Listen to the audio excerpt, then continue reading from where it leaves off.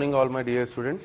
है ना, पिछली क्लास में हम लोगों ने आणविक कक्षक सिद्धांत चालू करा था और उसमें हमने इलेक्ट्रॉनिक विन्यास और अणु के व्यवहार तक बात कर ली थी। अब नेक्स्ट लिखो हमारा आणविक कक्षकों के प्रकार।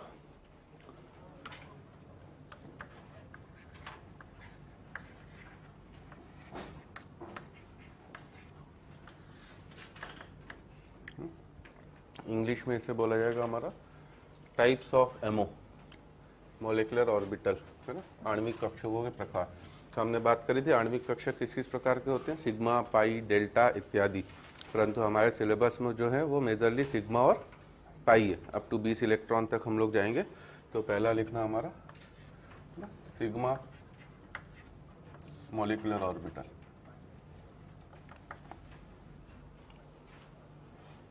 पहला है आपका सिग्मा मॉलिक्यूलर ऑर्बिटल, और इसमें लिखना है कि सिग्मा आणविक कक्षक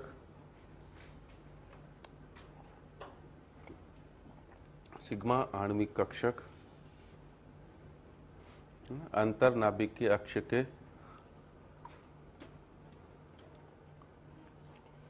सिग्मा आणविक कक्षक, है ना, बीबीटी की तरह। सिग्मा बॉन्ड कैसे बन रहा था वहां पर आपका, जब ओवरलैपिंग जो अतिव्यापन हो रहा था वो अंतर्नाभिकीय अक्ष के अनुदिश हो रहा था, और उसके परपेंडिकुलर लंबवत जो हो रहा था उसमें से बन रहा था कौन सा बॉन्ड आपका, पाई बॉन्ड।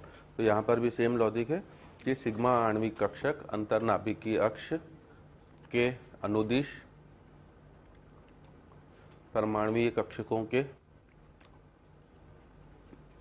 के अनुदिश परमाणुीय कक्षकों के अतिव्यापन से बनता है।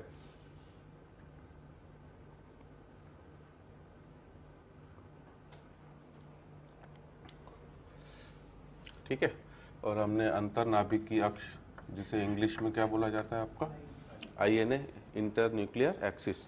हमने पहले भी बात करी थी कि हम लोग Z एक्सिस को क्या मान के चलते हैं, इंटर न्यूक्लियर एक्सिस, ठीक है ना। तो इस वजह से हमारे लिए PZ और DZ स्क्वायर वाले ऑर्बिटल अगर लेना पड़े, है ना, D तक तो खैर हम जाएंगे नहीं, परंतु अंतर्नाभिकीय अक्ष वाले, क्योंकि हमारे पास S और P की बात होगी केवल, ठीक है ना। S कक्षक तो अदिशात्मक प्रकृति का होता है क्योंकि वो किस तरह का है आपका, गोलाकार। और देशिक प्रकृति, डायरेक्शनल प्रॉपर्टी केवल किस किस में आती है, P में और D में, है ना। तो हम लोग PZ और DZ को ZX के अनुदिश लेके चलेंगे, और इन्हीं के लिए जो चुंबकीय क्वांटम संख्या होती है इनका मान कितना लिया जाता है आपका, 0, है ना। अब ये सिग्मा एमओ किस किस के अतिव्यापन से बनेगा, एक तो 1s और 1s के अतिव्यापन से बनेगा, ठीक है। उसके अलावा आपका 2s और 2s के अतिव्यापन से बनेगा, और उसके अलावा बनेगा किससे, 2pz और 2pz, ठीक है ना। तो 20 इलेक्ट्रॉन तक के लिए हमारा काम केवल S और P से चलेगा।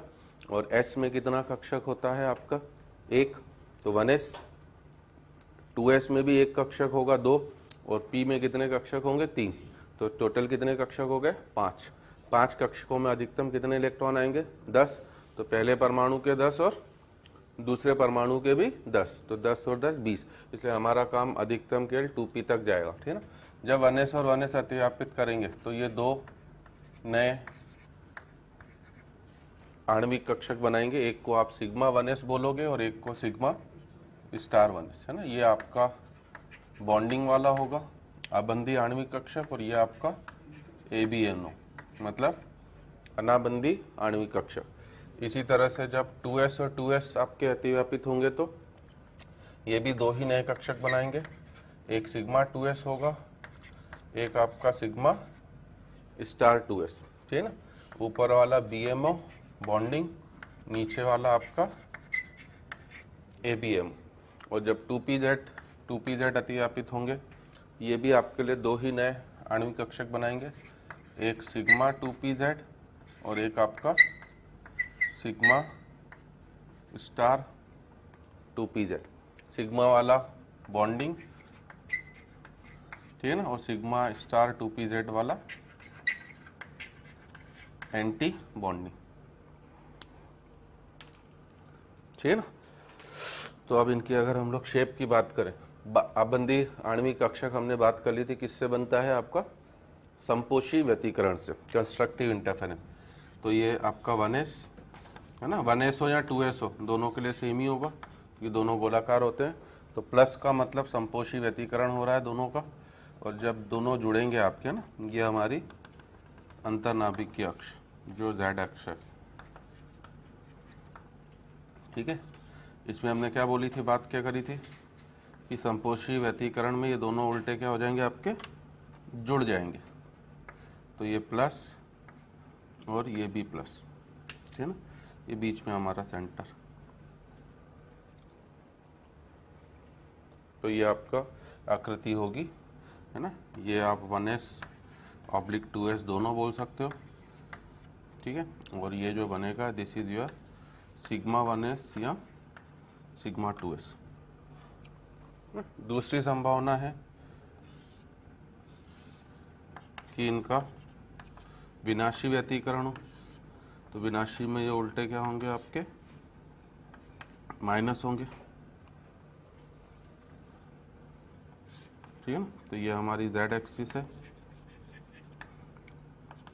माइनस होने का मतलब अनाबंदी आणविक कक्षक का बनना, और उसमें हमने बात करी थी कि जब भी अनाबंदी आणविक कक्षक बनेगा तो बीच में नोड होना जरूरी है ना। आबंदी में नोड हो भी सकता है और नहीं भी, परंतु अनाबंदी में नोड का होना क्या है आपका, कंपलसरी। तो यहाँ पर एक नोडल तल आ जाता है आपका, है ना। इसमें इलेक्ट्रॉन घनत्व आपका कुछ इस तरफ शिफ्ट हो जाएगा, कुछ इस तरफ, बीच में ये आपका NP, NP का मतलब नोडल प्लेन।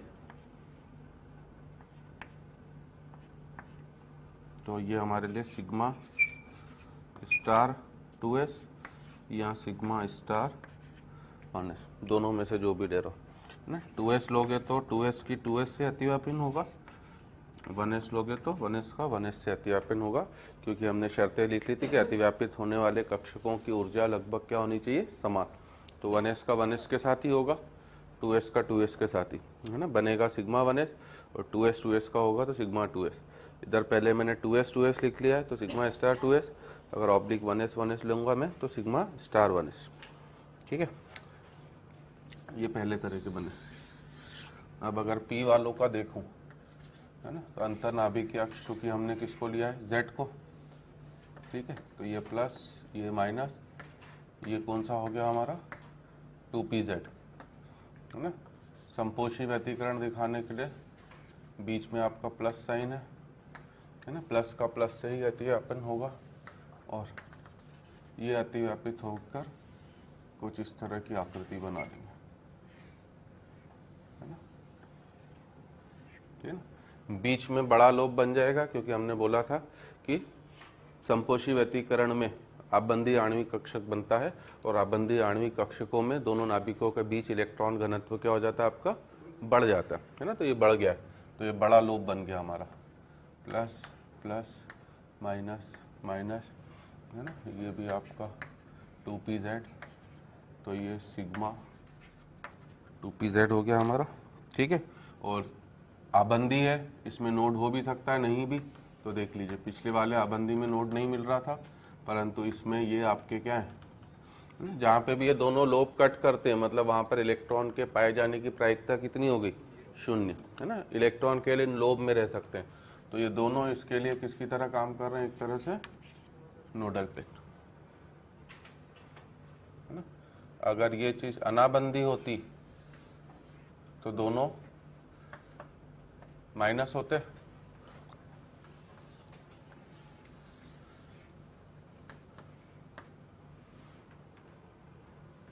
ना। अतिव्यापन हमेशा प्लस का प्लस के साथ ही होगा, वीबीटी की तरह माइनस का माइनस के साथ ही होगा, परंतु बीच में दोनों क्या हो रहे हैं आपके, माइनस हो रहे हैं। तो इसमें उल्टे आपकी आकृति, बीच, है ना, बाहर वाले लोब बड़े हो जाएंगे, बीच वाले लोब छोटे,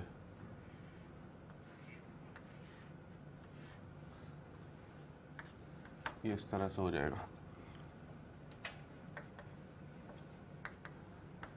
ठीक है ना।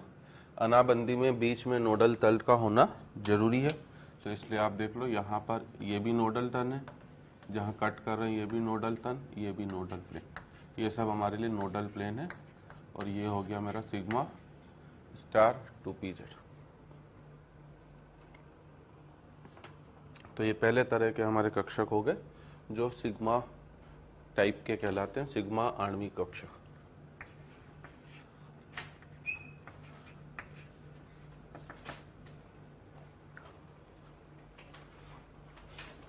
अब दूसरे टाइप के हमारे पाई आणविक कक्षक।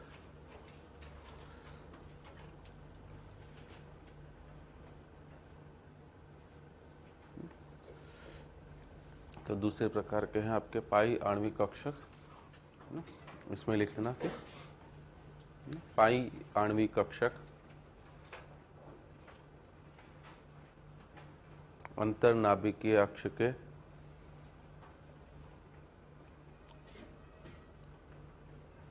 लंबवत,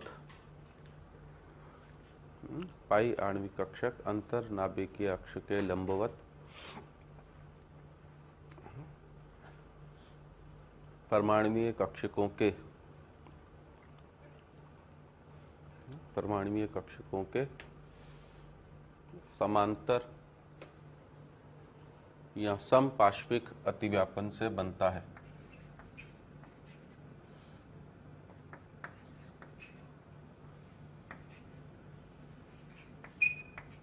ठीक है ना। अतिव्यापन की एक और शर्त थी हमारा कि अतिव्यापित होने वाले परमाणुीय कक्षकों की सममिति क्या होनी चाहिए, समान। मतलब px का अतिव्यापन किसके साथ होगा केवल, px के साथ, है ना। तो यहाँ तो 2px लोगे क्योंकि अंतर्नाभिकीय अक्ष हम लोग पहले ही किसे ले चुके हैं, z को, या फिर 2py और 2py, है ना। अब जब दो अतिव्यापित हो रहे हैं तो दो ही नए बनाएंगे, या तो या तो पाई 2px बनेगा या फिर पाई स्टार 2px, और इसी तरह से या तो पाई 2py या फिर पाई स्टार 2py, है ना। पहले वाले आपके बॉन्डिंग है, दूसरे वाले आपके एंटी बॉन्डिंग। अगर इनकी मुझे आकृति दिखानी हो,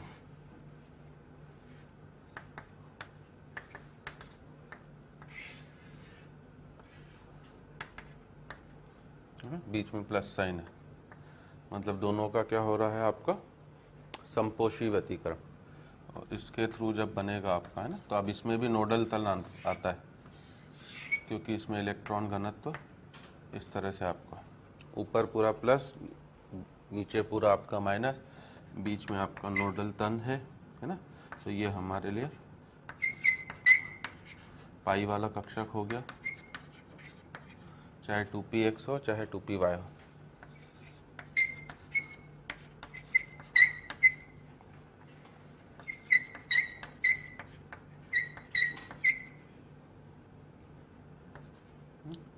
और ये हमारी z एक्सिस है, ठीक है। और अगला अतिव्यापन आपका विनाशी वाला होगा, तो ये z अक्ष,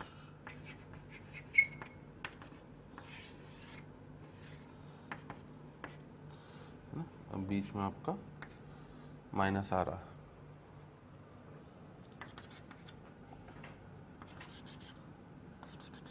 है ना। इसमें बीच में इलेक्ट्रॉन घनत्व हमेशा 0 होना है, तो ये आपका कुछ इस तरह की आकृति के हो जाते हैं।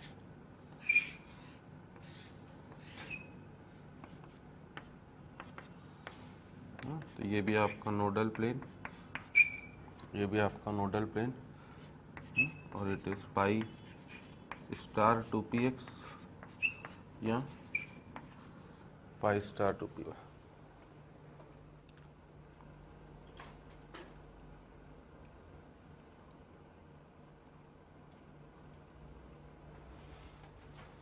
ठीक है, तो हम लोग डेल्टा में नहीं जाते, हमारे सिलेबस में के सिग्मा और पाई है। तो इस तरह से हमें इनकी आकृति ध्यान रखनी है ना। अब चूंकि ऑब्जेक्टिव पैटर्न है तो आकृति पूछेगा तो नहीं कि बनाओ, परंतु ऑब्जेक्टिव में पूछ सकता है कि इनके अतिव्यापन से कौन सी शेप बनेगी या क्या होगा, कितने नोडल प्लेन होंगे, ठीक है ना। जैसे इसमें पूछ लेगा तो कितने नोडल तन आ गए आपके पास, 3, इसमें पूछेगा तो 2, इसमें 1, इसमें 2 हो गए ना। एक ही नोडल तल और एक ही आपका नोडल। ठीक है, चलो अब हमारा लिखना था कुछ अणुओं का इलेक्ट्रॉनिक विन्यास।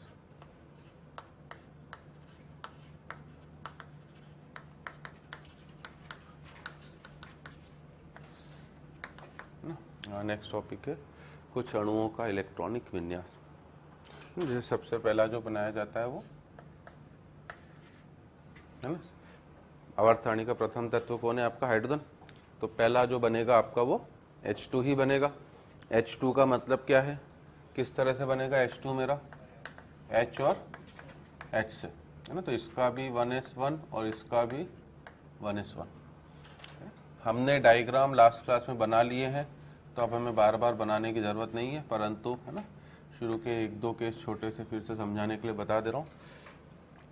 ठीक है, दोनों चूंकि हाइड्रोजन के परमाणु हैं, सम परमाणु, तो सम परमाणु के लिए क्या रूल था हमारा? दोनों का प्रारंभिक ऊर्जा स्तर क्या रहेगा आपका? समान।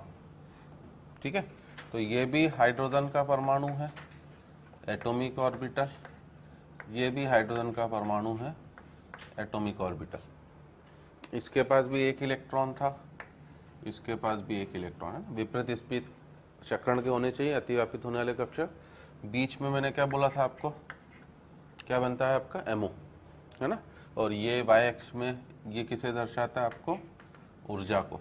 तो हमें पता है कि आबंदी वाला नीचे आ जाता है क्योंकि उसकी ऊर्जा कम हो गई, अनाबंदी वाला ऊपर चले जाता है क्योंकि उसकी ऊर्जा थोड़ी सी पहले से बढ़ जाती है आपकी। ठीक है, तो यहाँ पर एक बना आबंदी, एक बना अनाबंदी, सिग्मा स्टार 1s। अब आपके पास टोटल कितने इलेक्ट्रॉन है? 2 हैं, है ना। तो हमने ये तो लिख ही लिया था कि आणविक कक्षक में भी इलेक्ट्रॉनिक विन्यास भरने या इलेक्ट्रॉनों को भरने के लिए जो नॉर्मल रूल हैं, अफबाउ, पॉली और हुंड। अफबाउ क्या बोलता है? इलेक्ट्रॉन हमेशा बढ़ती हुई ऊर्जा में भरे जाएंगे, ठीक है ना। तो पहले मुझे इस कक्षक में भरने, ठीक है, फिर बच गए इलेक्ट्रॉन तो मुझे ऊपर जाना है। तो अब एक कक्षक में अधिकतम कितने इलेक्ट्रॉन रह सकते हैं? 2, और आपके पास कुल कितने इलेक्ट्रॉन है? 2 ही हैं, तो आप बस 2 इलेक्ट्रॉन ऐसे भर दोगे, तो अब आपको ऊपर जाने की जरूरत नहीं है, ठीक है ना। तो ये चित्र हमने पूरा बना लिया है, अब बार बार नहीं बनाएंगे, एक दो बस केसेस समझाने के लिए मैं बना दे रहा हूँ। तो अब अगर मुझे इसका इलेक्ट्रॉनिक विन्यास लिखने को बोला जाए तो केवल क्या लिखूंगा मैं इसका इलेक्ट्रॉनिक विन्यास? Sigma 1s2। ठीक है, NB अगर मुझसे पूछता है क्या मतलब था NB का, है ना, आबंदी आणविक कक्षकों में इलेक्ट्रॉनों की संख्या कितनी हो गई? 2। Na पूछेगा अनाबंदी में 0। बॉन्ड ऑर्डर पूछेगा मुझसे तो क्या था बॉन्ड ऑर्डर का सूत्र? NB माइनस Na/2 मतलब 1। ठीक है, अगर चुंबकीय व्यवहार पूछेगा तो क्या बोलूंगा मैं? डायामैग्नेटिक। सही है ना, क्योंकि इसमें कोई भी आपका इलेक्ट्रॉन कोई भी अयुग्मित इलेक्ट्रॉन उपस्थित नहीं, बस ये हमारा काम है बेटा। तो ऐसे सबके लिए लिख सकते हैं हम लोग, है ना। अभी हम लोग 8-10 और लिख के कोशिश करते हैं पहले। जैसे मान लो अब H2 प्लस, है ना। VBT का जो लिमिटेशन था आपका क्या था कि वो भिन्नात्मक बंधक्रम को समझा नहीं पाया था। अब हम लोग भिन्नात्मक बंधक्रम को आसानी से समझ सकते हैं। अगर मैं H2 प्लस लिखता हूँ तो अब H2 प्लस का निर्माण का मतलब क्या है? ये H और किससे मिलके बना है? H प्लस से। H के पास तो एक इलेक्ट्रॉन है 1s1, H प्लस के पास कोई भी इलेक्ट्रॉन नहीं है। तो H2 प्लस का मतलब टोटल कितने इलेक्ट्रॉन है इसके पास? केवल एक ही इलेक्ट्रॉन है। ठीक है, डायग्राम बनाने की जरूरत नहीं है, परंतु बस इसी में बता रहा हूँ कि अब अगर H प्लस हो जाएगा तो दूसरा वाला आपके लिए यहाँ पर H की जगह क्या हो जाएगा? H प्लस, ठीक है ना। और H प्लस हो गया तो अब इसके आणविक कक्षक में कोई भी इलेक्ट्रॉन नहीं रहने वाला। तो इसके लिए भी जो नया कक्षक बनेगा उसमें केवल कितने इलेक्ट्रॉन आएंगे? एक ही इलेक्ट्रॉन। सही है, तो पीले वाले साइड में नए बना दिए मैंने समझाने के लिए आपको। तब आपके पास टोटल एक ही इलेक्ट्रॉन है। अब अगर इसका इलेक्ट्रॉनिक विन्यास लिखा जाएगा तो केवल क्या लिखोगे आप? सिग्मा 1s1, है ना। NB अगर मैं पूछूं आपसे तो 1, Na पूछूं तो 0, और बॉन्ड ऑर्डर पूछूंगा तो 1 - 0/2 1/2, तो एमओटी के आधार पर हम बता सकते हैं कि अब इसकी बंध क्रम भिन्नात्मक है और ये किस नेचर का हो जाएगा आपका, पैरामैग्नेटिक, अनुचुंबकीय, है ना। तो आप हिंदी में लिखना भले, तो ये अनुचुंबकीय था और वो हमारे लिए प्रतिचुंबकीय। अब इसी तरीके से अगर मैं तीसरा चलता हूँ, H2 माइनस, है ना। तो अब अगर H2 माइनस है तो ये किस किस से मिलके बना होगा, H और H माइनस। H के पास तो एक ही इलेक्ट्रॉन है, बाकी H माइनस के पास 2 इलेक्ट्रॉन हो जाएंगे, क्योंकि H के पास ऑलरेडी एक इलेक्ट्रॉन तो होता ही है, एक H माइनस का मतलब एक और इसने गेन कर लिया, तो टोटल मेरे पास कितने इलेक्ट्रॉन हो गए, 3 इलेक्ट्रॉन। अब जब मैं इसका विन्यास लिखूंगा, है ना, बंद ये बनाने की जरूरत नहीं है, बाकी आप बनाए तो एक तरफ H होगा और एक तरफ H प्लस की जगह क्या हो जाएगा, H माइनस, है ना, नए कलर के मार्कर से यूज कर देते हैं। तो ये H माइनस है आपका। अब इसके लिए आपको यहाँ कितने इलेक्ट्रॉन दिखाने पड़ेंगे, 2, सही है। अब टोटल 3 इलेक्ट्रॉन है, तो नया जो विन्यास बनेगा उसमें 2 इलेक्ट्रॉन तो नीचे आएंगे और 1 इलेक्ट्रॉन ऊपर भी आ जाएगा, ठीक है ना। तो एक को मैं सब डायग्राम से भी बता रहा हूँ आपको समझाने के लिए। तो इसका मतलब अब इलेक्ट्रॉनिक विन्यास क्या होगा इसका, मेरा सिग्मा 1s2 और सिग्मा स्टार 1s1, ठीक है ना। अनाबंदी में भी 1 इलेक्ट्रॉन पहुंच गया, Nb पूछेगा तो 2, Na पूछेगा तो 0, बॉन्ड ऑर्डर 1, बॉन्ड ऑर्डर पूछेगा तो 1/2। और किस प्रकृति का होगा ये आपका, पैरा,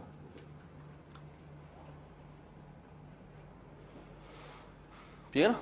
तो इस तरीके से बस हमें काम करना है। तो अब बस इलेक्ट्रॉन आपके पास पता रहेंगे, आपको भरते जाना है, विन्यास लिखना है, अपने आप सब चीज़ें पता पड़ जाएंगी। तो मैंने लास्ट क्लास में बोला ही था कि ये नाम बड़े और क्या है, दर्शन छोटे, ठीक है ना। मुझे बस दो विन्यास याद रखने, प्रैक्टिस के लिए तो हम और कर रहे हैं। अब अगर मैं इन तीनों का स्थायित्व पूछूं आपसे, H2 प्लस और H2 माइनस में किसका स्थायित्व ज़्यादा होगा, तो स्थायित्व के लिए क्या रूल था हमारा, जिसका बंध क्रम ज़्यादा होगा उसका स्थायित्व ज़्यादा होगा, पहली चीज़। तो सबसे ज़्यादा तो इन तीनों में से कौन स्थायी होगा आपका, H2। अब जिनका बंध क्रम समान है उनके लिए कैसे स्थायित्व बताएंगे, है ना। तो मैंने क्या बोला था, अनाबंदी आणविक कक्षक में इलेक्ट्रॉन ज़्यादा होने का मतलब क्या हो गया, वो आपके अणु को क्या बना रहा है, अस्थायी, ठीक है ना। आप इससे कंपेयर कर सकते हो, इसमें Nb 1 है और Na कितना है, 0। इसमें Nb 2 हो गया और Na 1 है, मतलब 1 इलेक्ट्रॉन Na में बढ़ा है और 1 इलेक्ट्रॉन Nb में बढ़ा है, दोनों में 1-1 बढ़ गया। Na वाला जो स्थायित्व कम कर रहा है, परंतु Nb वाला स्थायित्व को क्या कर रहा है, कम, बट Na वाला स्थायित्व को क्या कर रहा है आपका, उल्टा बोल दिया। Na वाला स्थायित्व को, हाँ सही तो बोला बेटा, Na वाला स्थायित्व को कम कर रहा है अनाबंदी वाला, और Nb वाला स्थायित्व को बढ़ा रहा है, परंतु ज्यादा प्रभाव किसका होगा, Na का प्रभाव, ठीक है ना।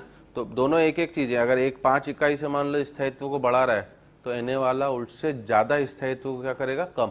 मान लीजिए उसने 8 इकाई से कम कर दिया, तो नेट स्थायित्व तो मेरा पहले की तुलना में क्या हो गया, आपका कम हो गया, ठीक है ना। तो इस वजह से अगर 2 परमाणुओं का या आयनों का बंध क्रम समान होगा तो उसमें स्थायित्व का रूल ये था हमारा, जिसमें Na में इलेक्ट्रॉनों की संख्या ज्यादा होगी वो उतना ही ज्यादा क्या होगा आपका, अस्थायी।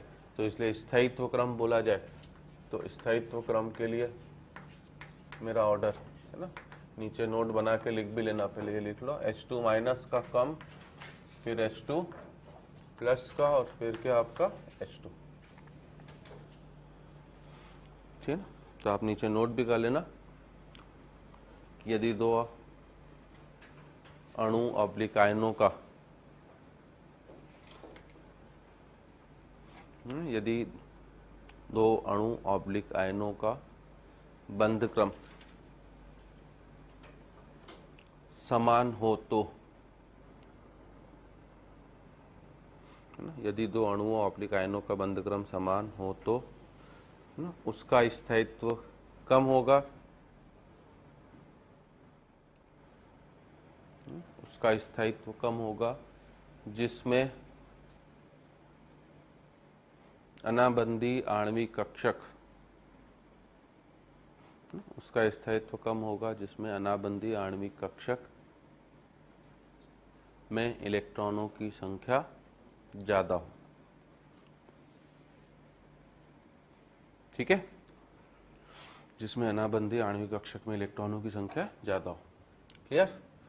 तो अब चलो, है ना, अब ये आप प्रैक्टिस करो, जल्दी से बताओ मुझे। He2,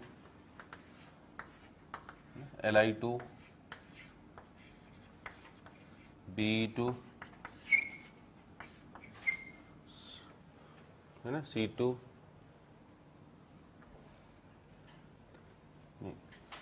B2 और फिर आपका C2। तो पहले ये 5 जल्दी से आप इनका इलेक्ट्रॉनिक विन्यास, प्रकृति, बंध क्रम निकाल के बताओ।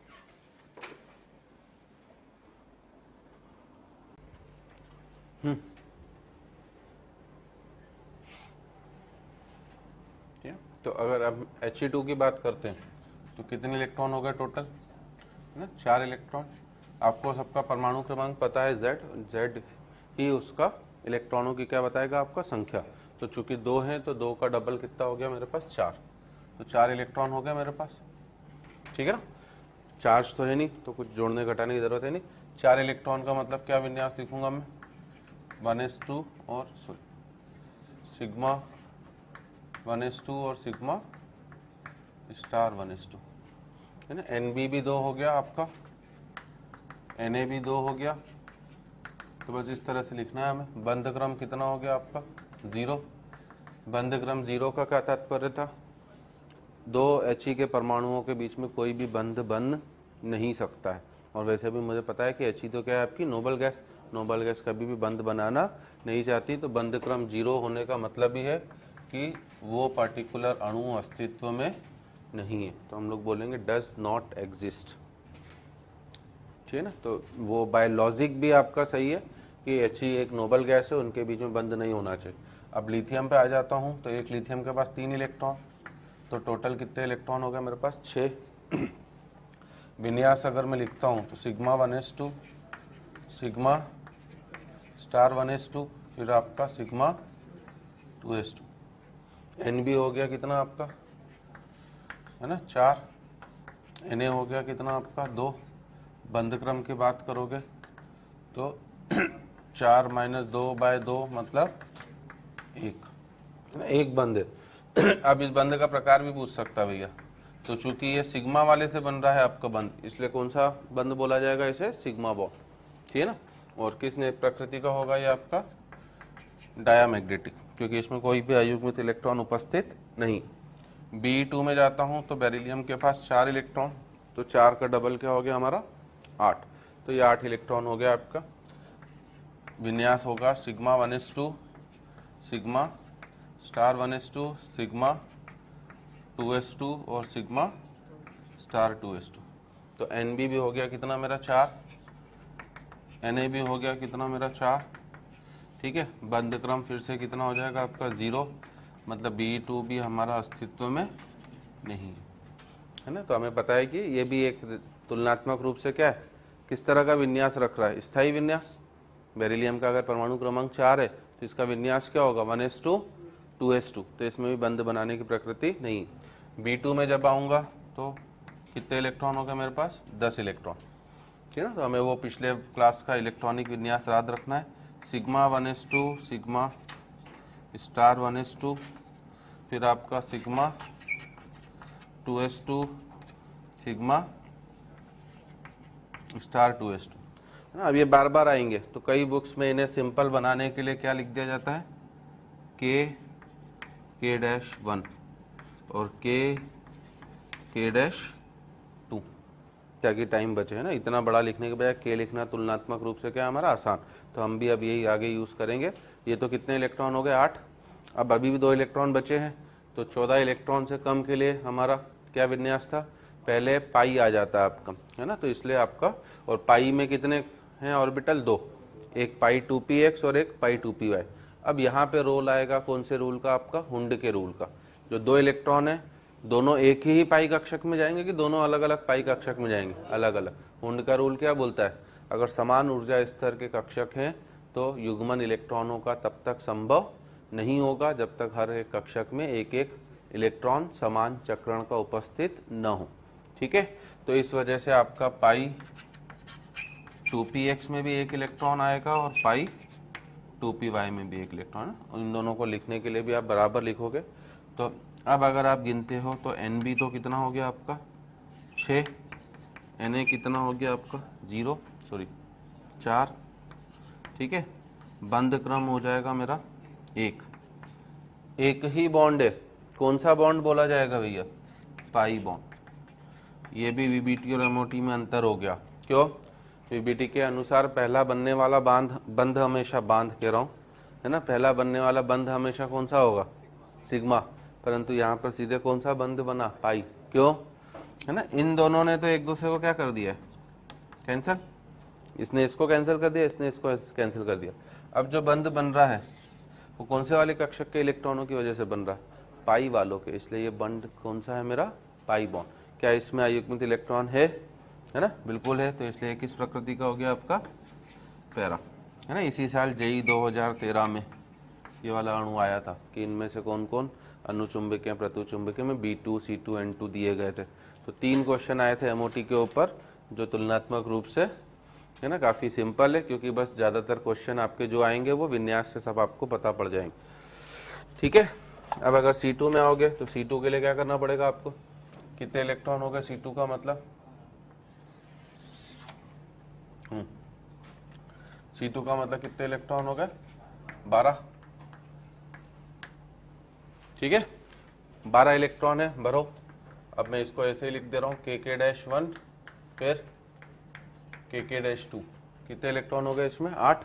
अब कितने इलेक्ट्रॉन बचे मेरे पास? 4 इलेक्ट्रॉन और बाकी है। वो कहाँ कहाँ जाएंगे 4 इलेक्ट्रॉन आपके? है ना, पाई 2px और पाई 2py दोनों बराबर है। पहला एक इलेक्ट्रॉन इसमें, फिर एक इलेक्ट्रॉन इसमें। ठीक है, 10 हो गए। अभी भी 2 इलेक्ट्रॉन बाकी हैं, फिर एक पाई 2px में, फिर एक पाई 2py में। तो इन दोनों में 2-2 इलेक्ट्रॉन हो जाएंगे आपके। बंध क्रम की बात करूं तो क्या हो जाएगा बंध क्रम हमारा? है ना, Nb निकाल लें पहले तो। Nb कितना हो गया? 8। Na कितना हो गया आपका? बंध क्रम के लिए भी सिंपल सा रूल है, इनको कभी भी कैलकुलेट करने की जरूरत नहीं है, कैंसिल ही होंगे। सही है ना, इसके 2 ने इसके 2 को कैंसिल कर दिया, इसके 2 ने इसके 2 को, तब आप केवल आगे के ही कर सकते हो। तो Nb और Na ये होते ही बंध क्रम कितना हो गया मेरा? 2, है ना। अब 2 बंध क्रम है वीबीटी के अनुसार। 2 बंध क्रम होने का मतलब, एक तो देखो पहली चीज अंतर आ गई, पहला बंध हमेशा सिग्मा होता है, यहाँ पर पाई है। वीबीटी के अनुसार 2 बंध क्रम होने का मतलब एक सिग्मा और एक पाई, जबकि यहाँ पर ये जो दोनों बंध हैं दोनों कौन से बॉन्ड कहलाएंगे? Pi bond. क्यों कहलाएंगे? दोनों पाई कक्षकों से बन रहे हैं। ठीक है ना। आप पूछ सकते हो सर C2 कैसे अस्तित्व में आता है ना? ये वाष्प अवस्था, मतलब इनफैक्ट हम लोग बोले कि गैसीय अवस्था में पाया जाता है, वेपर स्टेट में। और किस प्रकृति का होगा ये भी आपका? डाया। ठीक ना। अब सबसे ज्यादा जो पूछा जाता है वो है आपका N2। तो N2 में अब अगर टोटल हम लोग देखें 7 + 7 कितने इलेक्ट्रॉन हो गए? 14। 14 इलेक्ट्रॉन के लिए क्या हो जाएगा हमारा? K1 K2। अब कहाँ कहाँ जाएंगे? है ना, पाई 2px2 में भी, पाई 2py2 में भी। ठीक है, अभी भी 12 इलेक्ट्रॉन ही हुए। बचे हुए 2 इलेक्ट्रॉन अब आपको मजबूरी में किस में भरना पड़ेंगे? Sigma 2pz। ठीक है, अगर आपसे Nb पूछ रहा है तो आप बोलोगे 10, Na पूछेगा तो कितना? 4। परंतु केवल बंधक्रम पूछ रहा है तो मैंने आपसे बोला कि बंधक्रम के लिए इनको भूल जाओ, बस आगे वालों को देखो। कितना है? 6, उसका आधा कर दो, 6/2 कितना आपका? 3।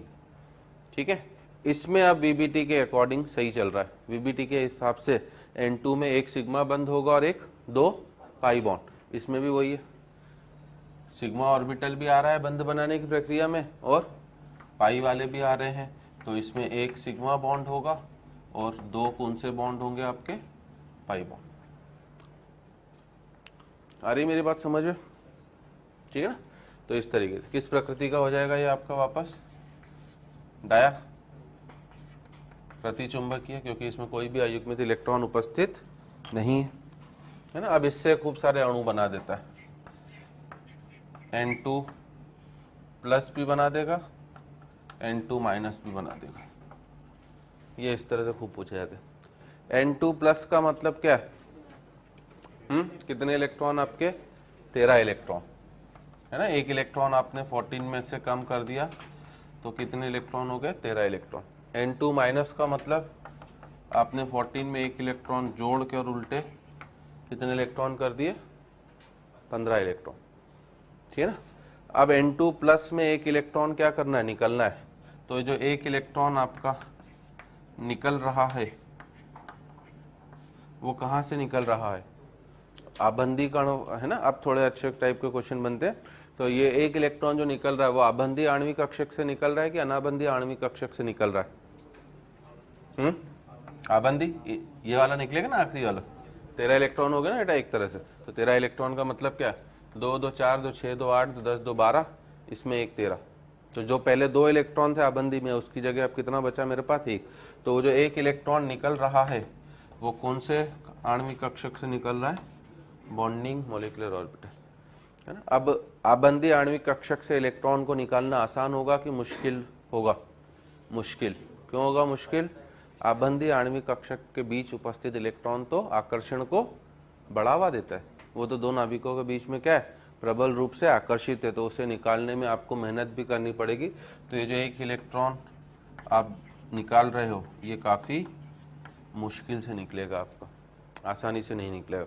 और जब भी आबंदी है ना बॉन्डिंग मॉलिक्यूलर ऑर्बिटल से इलेक्ट्रॉन निकलता है तो क्या होगा? बॉन्ड ऑर्डर हमेशा कम होगा, है ना। क्योंकि अगर एग्जैक्ट बंद क्रम पूछ रहा है तो आपको निकालना पड़ेगा पूरी संख्या। बस इतना पूछे कि बंद क्रम बढ़ रहा है कि कम हो रहा है। तो अगर आबंदी आणविक कक्षक से इलेक्ट्रॉन निकलेगा तो बंद क्रम में कमी आएगी। बंद क्रम में कमी आने का मतलब बंद ऊर्जा में भी कमी आएगी। और बंद लंबाई की बात करी जाए तो बंद लंबाई क्या होगी मेरी? बढ़ेगी, ठीक है ना। डायरेक्ट इस तरह की छोटी मोटी चीजें हमसे पूछ सकता है। जैसे यहाँ पर अब पूछा जाए तो NB मेरा 10 की जगह कितना हो गया? 9, है ना। विन्यास अब नहीं लिख रहे हैं, उसी से लिंक कर रहे हैं। और Na मेरा 4 का 4 ही रहा। अरे मेरी बात समझे, है ना। तो NB मेरा 9 रहा, Na मेरा 4 रहा। तो आप देख सकते हो कि अब आपका बॉन्ड ऑर्डर 2 दशमलव कितना हो गया? 5, है ना। ये अयुग्मित हुआ कि युग्मित हुआ? मेरे लिए अयुग्मित इलेक्ट्रॉन है। तो किस नेचर का होगा आपका? पैरा, ठीक है। अब अगर उसकी बात कर रहा हूं तो 14 में एक इलेक्ट्रॉन जुड़ गया, मतलब कितने इलेक्ट्रॉन हो गए मेरे पास? 15। वो जो एक इलेक्ट्रॉन जुड़ रहा है, कहाँ जुड़ रहा है? वो जुड़ रहा है, इसमें तो कोई जुड़ने की संभावना है ही नहीं। अब ऊपर जाएगा, 14 से ऊपर वाला जो ऊपर चले गया, है ना। ऊपर में तो कोई अंतर था ही नहीं। ऊपर पहले कौन से आ रहे थे आपके? पाई वाले ही आ रहे थे। और उससे ऊपर कौन सा आ रहा था? सिग्मा। अंतर केवल किसमें था? 14 से कम और 14 से ज्यादा में सिग्मा 2pz और पाई वालों में, है ना। इनमें पाई नीचे था और सिग्मा ऊपर, ठीक है। और 14 से ज्यादा वालों में सिग्मा नीचे हो गया, पाई ऊपर। तो अगला इलेक्ट्रॉन जाना तो किसमें? आपका पाई में। तो यह विन्यास तो आपका सेम एज इट इज रहेगा ही रहेगा। अगला एक इलेक्ट्रॉन किसमें जुड़ गया? पाई स्टार 2px1। मतलब जो एक इलेक्ट्रॉन मेरा जुड़ा है वो किसमें जुड़ा है? अनाबंदी आणविक कक्षक, ठीक है ना। अगर आबंदी आणविक कक्षक से इलेक्ट्रॉन निकल रहा है तो भी वो बंध क्रम को क्या करेगा? कम करेगा। और अगर अनाबंदी है ना, ये तो आबंदी से निकल रहा था। आबंदी से निकलने का मतलब भी बंध क्रम का कम होना, और अनाबंदी में जुड़ने का मतलब भी बंध क्रम का कम होना।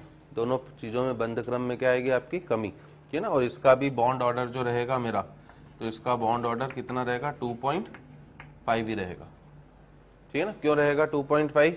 क्योंकि इसमें अब NB तो फिक्स हो गया, कितने हैं 10, परंतु Na 4 की जगह कितना हो गया मेरा 5 हो गया।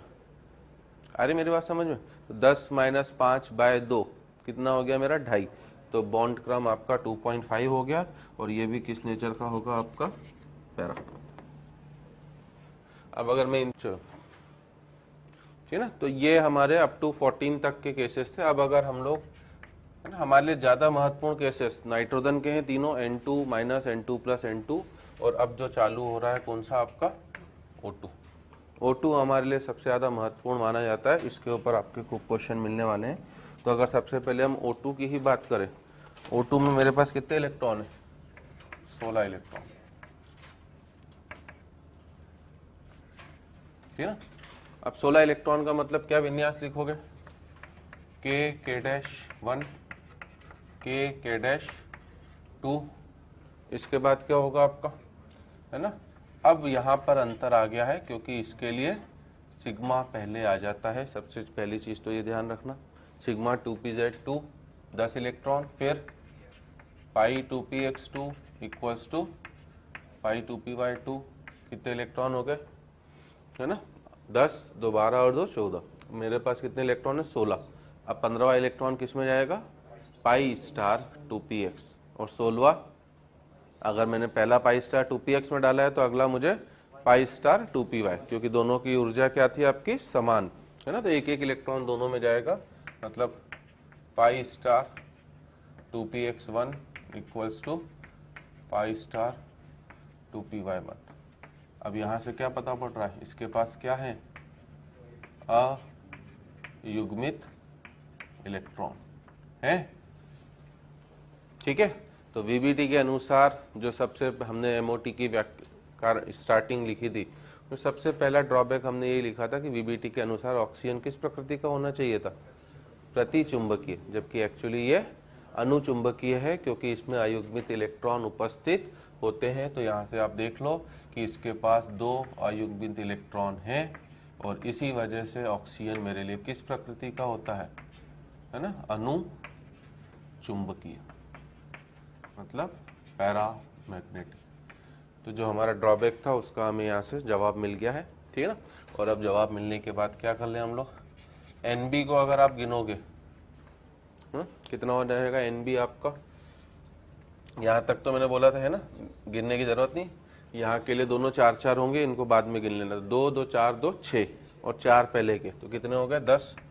और Na को गिनोगे तो कितने, यहाँ के तो 4 होंगे और 2 6, तो इसलिए हमारा जो बॉन्ड ऑर्डर हो जाएगा वो 2 हो जाएगा, 10 - 6/2। अब मैं चाहूँ तो आपको एक रूल और याद रखने के लिए बता सकता हूँ, क्योंकि सबसे ज़्यादा बंध क्रम ही पूछे जाते हैं ना। रूल ये है कि अगर आपके पास 8 इलेक्ट्रॉन से लेकर, है ना, इलेक्ट्रॉनों की नंबर, क्योंकि ज़्यादातर 8 से 14 और यहाँ फिर क्या आपका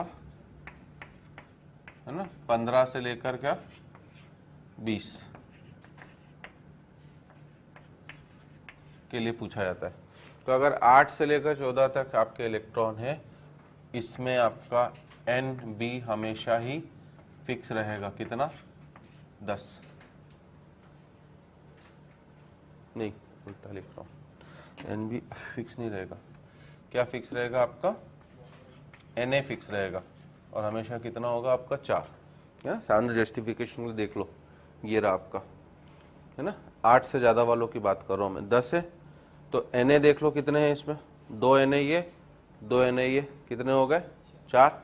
तो अगर Na 4 है, अगर मैं आपको किसी 12 परमाणु वाले का विन्यास लिखने को बोल रहा हूँ तो Na 4 हो गए, तो बाकी बचे हुए 8 किस में जाएंगे NB में जाएंगे, तो अपने आप आपको बंध क्रम तुरंत निकल आएगा। चाहे किसी के लिए भी चेक कर लो, इसमें भी 12 इलेक्ट्रॉन है, Na तो कितने रहेंगे 4 ही रहेंगे। इसमें 14 इलेक्ट्रॉन है, Na कितने हैं 4, इसमें 13 इलेक्ट्रॉन है, Na इसमें भी कितने आ रहे हैं आपके 4 ही आ रहे हैं। तो आपको इस तरीके से अब विन्यास लिखने की जरूरत नहीं है। अगर क्वेश्चन में केवल बंध क्रम पूछा जा रहा है तो ये मेरा एक JH शॉर्टकट है, अपना ध्यान रखना है आपको कि 8 से लेकर 14 इलेक्ट्रॉन के लिए Na हमेशा कितना मिलना है मुझे 4, और अगर 15 से ज्यादा इलेक्ट्रॉन हो गए हैं तो मुझे NB हमेशा कितना मिलना है 10, कोई सा भी देख लो। सामने N2 माइनस लिखा है आपने, कितने इलेक्ट्रॉन थे N2 माइनस में आपके पास 15, और NB कितना मिल चुका है आपको 10। अभी आपने सामने O2 का लिखा है 16, NB कितने हो गए हैं इसके भी 10, ठीक है ना। तो अगर मैं आपको किसी 18 वाले का बंध क्रम पूछूं तो अब आपको विन्यास लिखने की जरूरत ही नहीं है। अगर NB 10 है तो बचे हुए 8 डेफिनेटली किस में होंगे, Na में होंगे। तो 10 में से 8 गया तो कितना, 2, बंध क्रम कितना 1। 17 वाले का पूछूं, 10 में से 7 गए 3/2 1.5। 19 वाले का पूछूं, 10 में से 9 गए 1/2। 20 वाले का पूछूं, 0, अस्तित्व में नहीं है, Ni2 खत्म। तो अब आपको विन्यास जो बार बार जो बच्चा पागलोटाइज विन्यास लिखता है ना, पूरा फिर गिनता है, अब उसकी जरूरत क्या हो गई हमारे लिए, खत्म हो गई। और 8 से नीचे वालों के लिए तो पता ही है हमें, वो तो सिंपल होते हैं, ठीक है ना। तो ज्यादा महत्वपूर्ण केस हमारे लिए ये 2 होते हैं, और इन दोनों में ये आपके फिक्स हो गए, Na 4 हो गए। तो अगर Nb बोलेगा तो जितने भी इलेक्ट्रॉन है उसमें से क्या कर दो बेटा, 4 घटा दो। और इसमें अगर Na पूछेगा तो जितने भी इलेक्ट्रॉन है उसमें से क्या घटा दो, 10। आया मेरा शॉर्टकट सभी को समझ में। तो इससे बंध क्रम का रूल, जो बंध लंबाई, बंध ऊर्जा धड़ाधड़ पूछता है ना, कि अभी तो मैंने सामने N2 N2 प्लस और N2 माइनस कराए हैं आपको, अभी तो याद रहेगा। बाकी हमें पता है कि आगे आगे पाठ और पीछे पीछे सपाट, ये हमारा जन्म है ना, ये हमारा क्या है, जन्म सिद्ध अधिकार है, और इस अधिकार से हमें कोई भी वंचित नहीं कर सकता। तब हम तीनों का विन्यास लिखेंगे, फिर बंध क्रम निकालेंगे, तो उसी में क्या हो जाएगा, हमारी दुनिया तबाह हो जाएगी। हमें तो 1 मिनट में क्वेश्चन करके आगे बढ़ना है। तो केवल बंध क्रम, बंध लंबाई, बंध ऊर्जा वाले क्वेश्चन अब इस लॉजिक से, धड़ल्ले से आपके हो जाएंगे, है ना। NB Na वाले क्वेश्चन भी हो जाएंगे कि अगर वो NB Na पूछ रहा है तो भी आप इमीडिएटली बता सकते हो कि NB कितना, Na कितना, ठीक है। चलो, तो अब ये तो O2 हो गया। अब O2 तो खूब कलाकारी करेगा भैया, O2 प्लस, है ना। यहाँ पर ये भी लिखना कि अगर बॉन्डिंग मॉलिक्यूलर ऑर्बिटल में इलेक्ट्रॉन जुड़ा तो क्या होगा, बॉन्ड ऑर्डर बढ़ेगा, बॉन्ड एनर्जी भी बढ़ेगी, और बॉन्ड लेंथ घटेगी। और बॉन्डिंग मॉलिक्यूलर ऑर्बिटल से इलेक्ट्रॉन अगर निकला, ठीक है ना, तब क्या होगा आपका, बॉन्ड ऑर्डर में क्या आएगी, कमी, बॉन्ड एनर्जी में भी क्या आएगी, कमी, और बंध लंबाई उल्टे बढ़ेगी, ठीक है ना। और ABMO के लिए लिखने की जरूरत ही नहीं, एक याद है तो उल्टा कर लेंगे, ठीक है। तो ये सब आपके जो MOT के जो क्वेश्चन होते हैं जिनमें NB Na का ही रोल आता है, बंध क्रम, बंध लंबाई, वो क्वेश्चन अब मैं धड़ाधड़ फास्टली कर सकता हूँ देख के। जैसे O2 प्लस, अब O2 प्लस का मतलब कितने इलेक्ट्रॉन हो गए, 15, ठीक है ना। अब अगर मुझे केवल इतनी पूछे कि किसकी बंध लंबाई ज्यादा है, O2 की कि O2 प्लस की, तो क्या करूंगा, है ना। अगर मुझे पहला शॉर्टकट पता है तो इसमें NB कितने थे, 10, Na कितने थे, 6, इसमें NB तो 10 ही रहेंगे, परंतु Na कितने हो गए, 5। मतलब इलेक्ट्रॉन कहाँ से निकला, अनाबंदी से। अनाबंदी से निकलने वाला इलेक्ट्रॉन क्या करेगा, बंध क्रम को बढ़ाएगा, बस खत्म। ऐसे हम धड़ाधड़ कर सकते हैं। तो इसमें 15 इलेक्ट्रॉन होने का मतलब क्या मुझे विन्यास लिखने की जरूरत है, नहीं, है ना। क्यों नहीं है, ऊपर लिखा हुआ, बस 1 इलेक्ट्रॉन यहाँ से निकल गया आपका अनाबंदी वाले से। तो ये आपका NB तो 10 हो गया, Na कितना हो गया आपका 5, और बंध क्रम पूछा जाएगा तो 2.5, और ये भी आपका किस नेचर का होगा, पैरा, ठीक है। अब आपसे वो O2 है ना माइनस भी पूछ सकता है। O2 माइनस का मतलब क्या है, 1 इलेक्ट्रॉन जोड़ रहे हो आप, तो 16 की जगह अब कितने इलेक्ट्रॉन हो गए, 17। और जुड़ किस में रहा है इलेक्ट्रॉन, ABMO। ABMO में इलेक्ट्रॉन जुड़ने का मतलब क्या है ना, जुड़ा, इसमें बोल सकते हैं ABMO से इलेक्ट्रॉन निकला, सही है। तो जुड़ने का मतलब क्या हो गया, बंध क्रम में डेफिनेटली कमी आनी। तो अब आपका 17 हो गया, है ना। हम ऐसे नहीं सोच पाते हैं, तो हम तो बस वो शॉर्टकट याद रखें कि 17 इलेक्ट्रॉन का मतलब MB कितना होगा, 10, NB तो 10 होगा, और Na कितना हो गया, 7, टोटल में से घटा दो।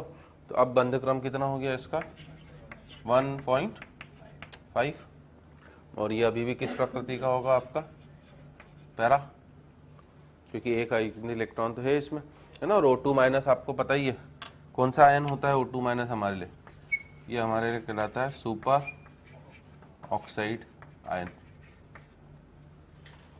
तो ये आपका सुपर ऑक्साइड आयन है ना। अब मैं O2 माइनस 2 भी कर सकता हूँ। O2 माइनस 2 का मतलब कितने इलेक्ट्रॉन हो गए मेरे पास, 18 इलेक्ट्रॉन। और 18 इलेक्ट्रॉन का मतलब ये इलेक्ट्रॉन भी किस में जुड़ा, ABMO में जुड़ा है, ठीक है। और अब ये आयन कौन सा आयन कहलाएगा मेरा, पर ऑक्साइड आयन। तो it is known as peroxide ion. NB तो कितना है अभी भी 10। हो गया कि नहीं, थोड़ा काम आसान हो गया कि नहीं हो गया हमारा, पता था ये तक आज तक आपको नहीं, तो बोलो हिरवानी बाबा की जय, बोलना पड़ेगा ना यार थोड़ा। तो NB कितना हो गया 10 हमारा, Na कितना हो जाएगा आपका 8। बॉन्ड ऑर्डर की बात करोगे तो 1, समझे। और अब ये किस प्रकृति का हो गया मेरा, डाया, है ना। देखो अगर इलेक्ट्रॉन ऑड आ रहे हैं तो ऑड इलेक्ट्रॉन वाले की तो बंध क्रम हमेशा क्या होगी, भिन्नात्मक होगी। आ रही मेरे पास समझ में, है ना। ऑड ये 15 था, 2.5 हो गया, 17 हो गया, 1.5 हो गया, होना ही है। क्यों, एक कक्षक में अधिकतम कितने इलेक्ट्रॉन आ रहे, 2 ही, है ना। जब तक 2-2 के पेयर में चलेंगे तब तक तो क्या रहेगा, इवन। और अगर ऑड इलेक्ट्रॉन हो गए तो किसी एक में तो एक ऑड में हो ही जाएगा, तो 2 इवन संख्याओं को घटाने पर इवन ही मिलेगा।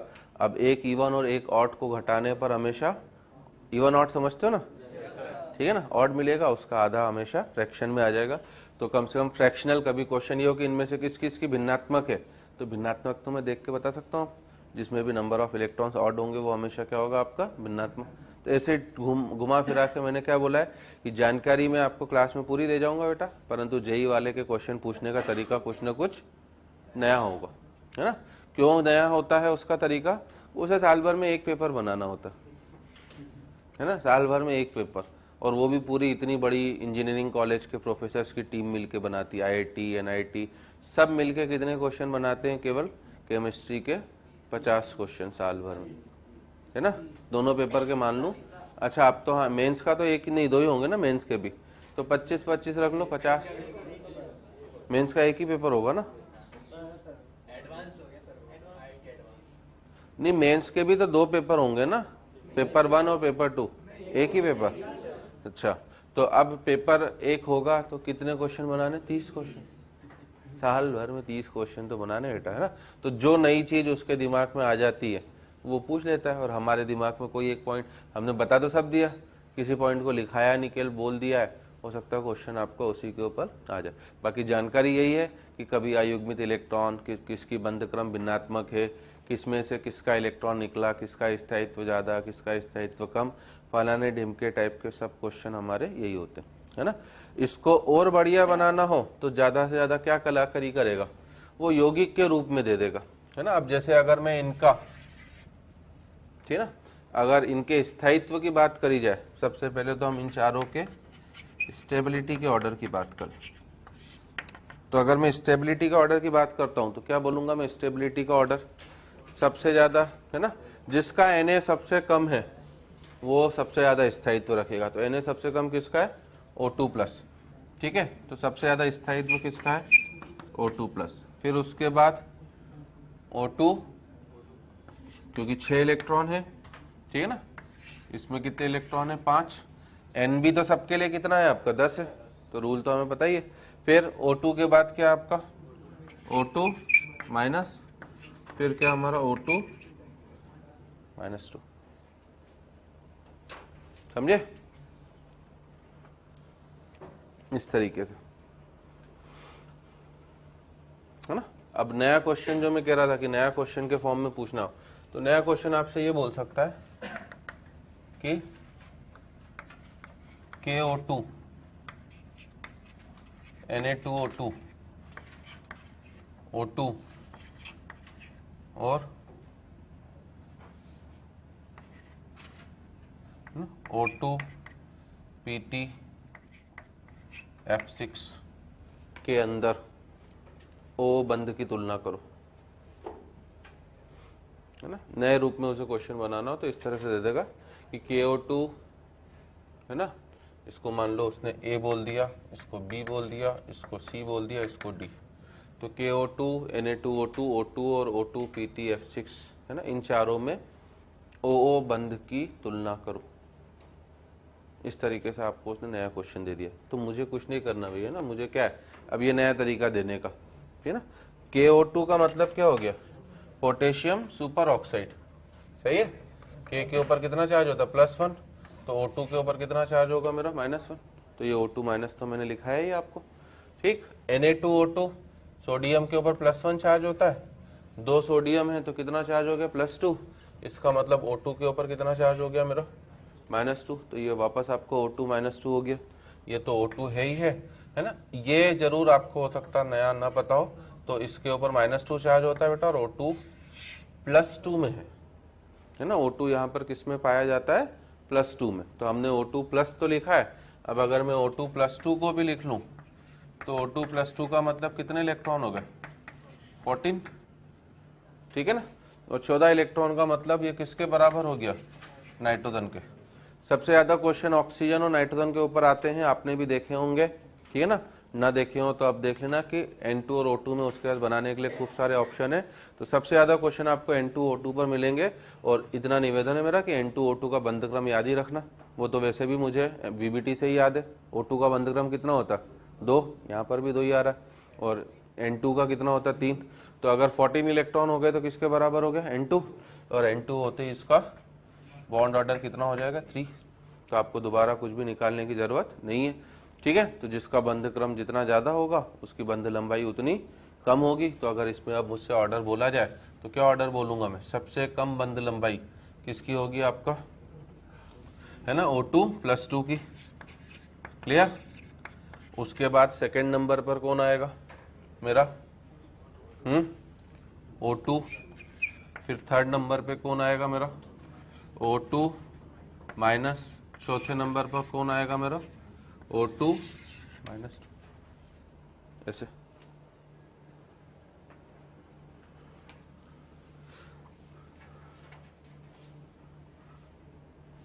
ठीक है, तो 18 तक तो पहुंच गए। अब F2 का भी देख ले। तो F2 का मतलब कितने इलेक्ट्रॉन हो गए बेटा, 18 इलेक्ट्रॉन। और 18 इलेक्ट्रॉन मतलब ये किसके समान हो गया, O2 -2, सही है। तो ये आपका O2 -2 के समान हो गया। तो आप सीधे सीधे बोल सकते हो कि इसमें Nb तो 10 ही होंगे, Na कितने होंगे, 8, ठीक है ना। बॉन्ड ऑर्डर कितना हो गया, 1। किस प्रकृति का होगा, डाया, क्योंकि इसमें कोई भी अयुग्मित इलेक्ट्रॉन नहीं, ठीक है। लास्ट आप चाहो तो Ne2 भी बोल सकते हो। तो Ne2 में कितने इलेक्ट्रॉन हो गए आपके पास, 20 इलेक्ट्रॉन, सही है। बस, तो 20 का मतलब Nb भी 10, Na भी 10, बॉन्ड ऑर्डर कितना, 0, और 0 होते ही इस तरह का अणु हमारे लिए अस्तित्व में नहीं होगा। तो हम लोग बोलेंगे कि ये अणु हमारे लिए अस्तित्व में नहीं, ठीक है। अब यहाँ पर जब आप शीट के क्वेश्चन वगैरह देखोगे तो HUMO और LOMO ये दो शब्द भी यूज होते हैं ना। एक तो LCAO यूज होता है। LCAO का मतलब क्या, linear combination of atomic orbiter, है ना, परमाणुवीय कक्षकों का रैखिक संयोजन। LCAO, HUMO और LOMO। HUMO का मतलब है ना, सॉरी, HOMO और LUMO। HOMO का मतलब बेटा हाईएस्ट ऑक्यूपाइड एमओ, मतलब मोलिकुलर ऑर्बिटर, है ना। तो आप पहले HOMO इंग्लिश में लिख लेना, क्योंकि हिंदी में तो है ना नाम लिखा रहा हूँ, परंतु HOMO इंग्लिश में लिखा हुआ मिलेगा, ये हिंदी में लिखा हुआ नहीं मिलेगा आपको। तो HOMO का मतलब है हाईएस्ट ऑक्यूपाइड एमओ, मतलब उच्चतम भरा हुआ आणविक कक्षक। तो HOMO का ब्रैकेट में लिख लेना, मतलब है उच्चतम भरा हुआ आणविक कक्षक, है ना। और LUMO का मतलब है लोएस्ट अनऑक्यूपाइड, इसलिए यू आ गया। एल मतलब लोएस्ट, ये हाईएस्ट है, ये लोएस्ट हो गया, है ना। उच्चतम भरा हुआ और ये न्यूनतम खाली, तो इसको पहले इंग्लिश में लिखना लोएस्ट अनऑक्यूपाइड एमओ, और इसमें लिखना हमारा न्यूनतम खाली आणविक कक्षक। एक उच्चतम भरा आणविक कक्षक है और एक आपका न्यूनतम खाली आणविक कक्षक है ना। अब इनसे क्या लॉजिक है, देखो हमसे वापस क्वेश्चन पूछ रहा है ना। ऑक्सीजन है ना, ऑक्सीजन एक है ना रंगहीन गैस है ना। ऑक्सीजन एक रंगहीन गैस है जबकि इसके पास अयुग्मित इलेक्ट्रॉन है,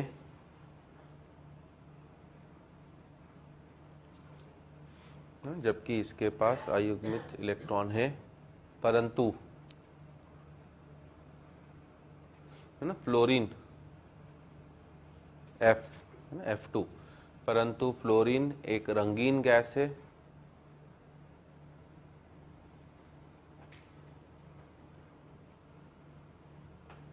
जबकि इसके पास अयुग्मित इलेक्ट्रॉन नहीं है। क्यों? फ्लोरीन एक रंगीन गैस है जबकि इसके पास अयुग्मित इलेक्ट्रॉन नहीं है, क्यों? ये एक अच्छा क्वेश्चन है, आपसे पूछा जाता है ना। उधर आपको पता होगा हेलोजन, जब हम पढ़ेंगे हेलोजन में चारों के है ना वाष्पों का कलर होता है। फ्लोरीन आपकी किस कलर की, पीले, क्लोरीन ग्रीनिश येलो मतलब पीलापन लिए हुए हरा, ब्रोमीन रेडिश ब्राउन भूरे लाल रंग की वाष्प रखता है, आयोडीन पर्पल या वॉयलेट बैंगनी कलर की वाष्प रखता है। सुना होगा ना आपने, आयोडीन स्टार्च पेपर का टेस्ट तो खूब ज्यादा पढ़ा जाता है कि स्टार्च पेपर में नीला कलर आ जाता है ना। चारों रंगीन है, ठीक है। तो O2 और F2 की हमसे बात करी जा रहा है कि इसके पास तो अनपेयर्ड इलेक्ट्रॉन है कि नहीं, बोलो बोलो भाई। और इसके पास तो सभी इलेक्ट्रॉन क्या है आपके, युग्मित है। कायदे से तो हम लोग बोलते हैं कि कलर्ड वो होगा जिसके पास क्या हो, अनपेयर्ड इलेक्ट्रॉन। इसमें अनपेयर्ड होते हुए भी ये रंगहीन है और ये रंगीन है।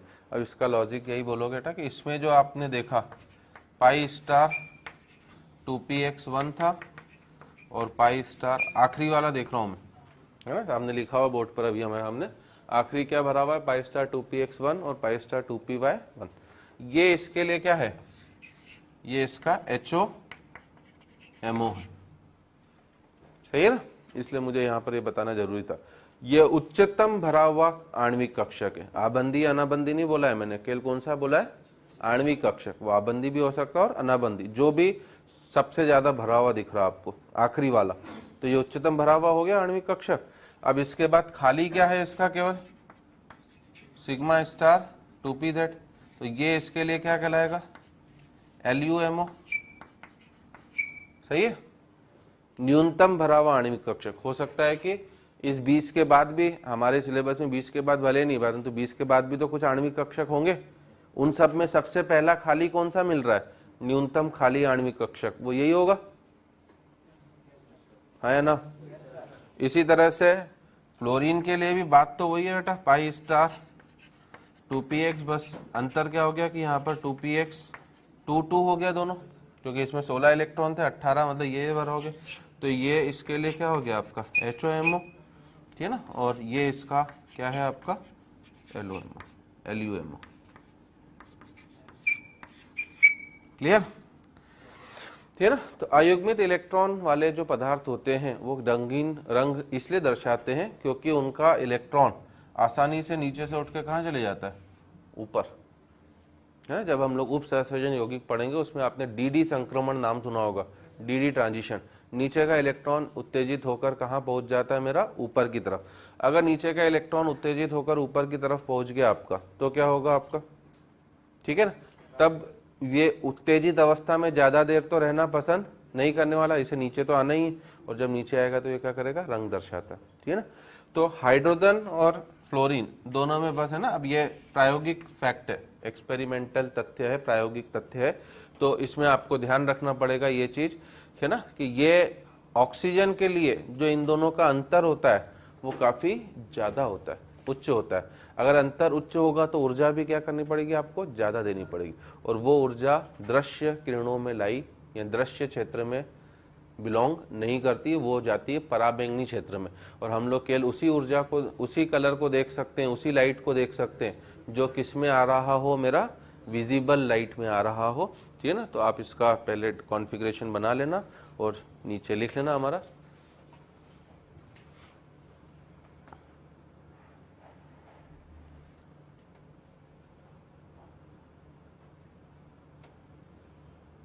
कि ऑक्सीजन के लिए HOMO तथा LUMO में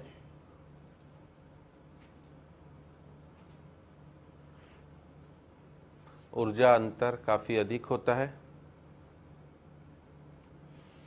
ना। भले विन्यास सेम है बेटा 15 से 20 वालों का, परंतु इनके ऊर्जा में अंतर तो अलग अलग परमाणुओं के लिए क्या होगा, आपका अलग अलग होगा, है ना। तो ऑक्सीजन के लिए HOMO तथा LUMO में ऊर्जा अंतर काफी अधिक होता है, अतः इलेक्ट्रॉन को उत्तेजित करने के लिए आवश्यक ऊर्जा अधिक होती है। अतः इलेक्ट्रॉन को उत्तेजित करने के लिए आवश्यक ऊर्जा अधिक होती है, जो पराबैंगनी क्षेत्र में आती है।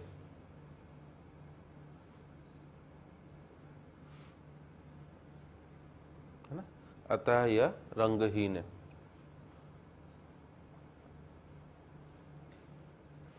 अतः यह रंगहीन है, परंतु फ्लोरीन के लिए यह ऊर्जा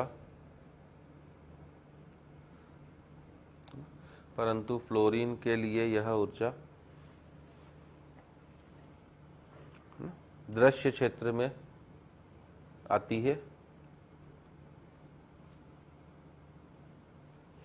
दृश्य क्षेत्र में आती है, जिसके कारण फ्लोरीन रंगीन है।